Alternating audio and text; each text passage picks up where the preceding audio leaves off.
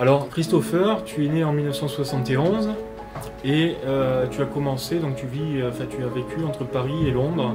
Ouais. Et tu as commencé. En fait, j'ai étudié l'art à Londres. J'étais à la Chelsea College of Art et la Wimbledon College of Art dans les années 93-96.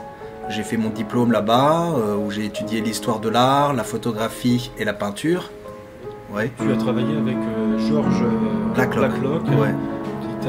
George Blacklock, qui est un artiste contemporain qui m'a conseillé, qui m'a très bien éduqué sur l'art et sur la peinture et la couleur.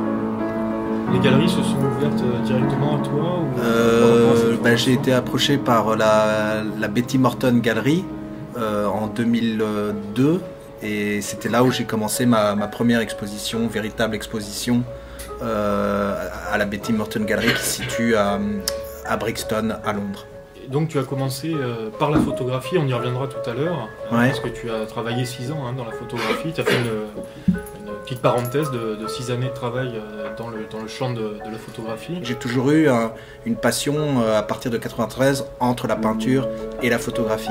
Mais d'un autre côté, je me sens, c'est complémentaire, mais en même temps, je me sens tiraillé entre les deux médiums.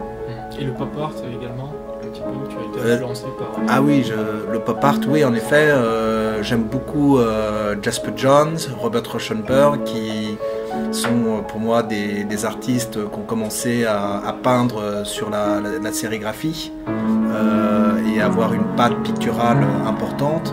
Tu magnifies l'image. Alors justement, quelle est cette technique, enfin sans parler de la recette, l'avenir, ouais. Mais tu utilises une technique assez particulière puisque tu reprends des images de revues, de magazines et tu les modifies, tu la fais revivre. En fait, je suis très intéressé par des grands photographes comme David Sims, de grands photographes de mode, et je m'approprie justement ces images-là et je repeins dessus et je fais un collage. Helmut Newton, et puis je m'inspire En fait, je suis très inspiré par le magazine Vogue, Elle, donc je déchire l'image, je la retravaille je mets du papier de verre dessus et je frotte, ensuite j'applique un gesso transparent et j'applique la couleur dessus voilà. Ce soir, je vous ai réservé une surprise. Voilà, de la modèle Esther. Peinte, Esther. Ouais. Donc c'est une sorte de performance. C'est un peu une forme de performance avec un masque. Ce qui t'intéresse, c'est vraiment le côté vivant. C'est vraiment une œuvre d'art vivante. Ouais, c'est ça qui est très étonnant chez toi et très intéressant. C'est justement dans tes photos, il y a une résonance très étroite, un lien très étroit avec ta peinture. Tu brouilles les pistes. Ouais. Là, cette fois-ci, avec la photographie, avec la couleur qui s'invite dans l'eau, ouais. Les jeux de reflets.